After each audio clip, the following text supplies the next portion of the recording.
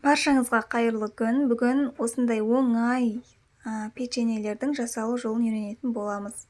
Ең алдымен таза ыдысымызға 2 жұмыртқамызды салып, үстінен шым-шым тұз қосамыз және де қантымызды бірге салып араластырамыз.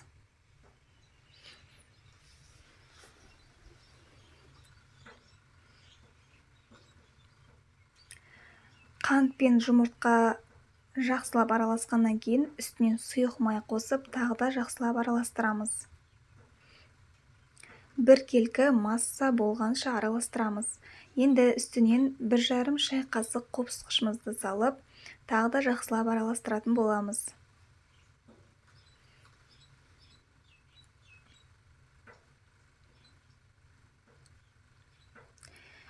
Енді електен өткізілген ұнды аз-аздан қоса отырып араластырамыз.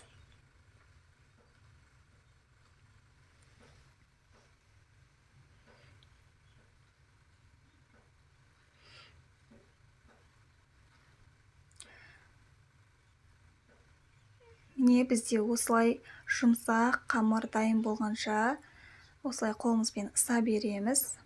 Енді осы дайын болған қамырымызды кішкене дөңгелектеп қантқа бетін малып аламыз. Печеньенің көлемі өздеріңізге ыңғайлы етіп, үлкен қылып жасасаңыздар да болады. Мен кішкентай болғанын қаладым. Осылай әрқайсысын қантқа малып, бетінен шанышқымен осылай басып шығамыз. Енді 180 градусқа 15-20 минутқа пісіріп аламыз. Міне достар, печеньелер демде пісіп шықты.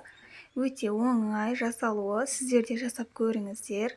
Міне осындай әп-әдемі болып шығады. Үйдегі бар ингредиенттермен жасасаңыздар болады.